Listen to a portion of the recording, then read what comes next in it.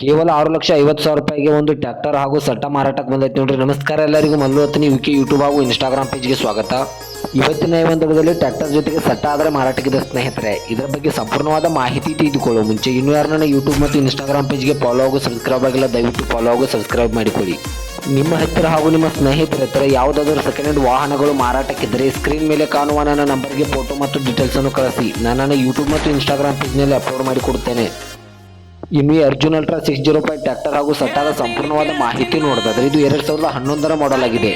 ಈ ಟ್ರ್ಯಾಕ್ಟರ್ ಬಂದ್ಬಿಟ್ಟು 2011 ಮಾಡೆಲ್ ಆಗಿದೆ ಸ್ನೇಹಿತರೆ. ಈ ಟ್ರ್ಯಾಕ್ಟರ್ಗೆ ಸಂಬಂಧಪಟ್ಟ ಡಾಕ್ಯುಮೆಂಟ್ ಎಲ್ಲ ಫುಲ್ ಕ್ಲಿಯರ್ ಹಾಗೂ ರನ್ನಿಂಗ್ ಅಲ್ಲಿವೆ.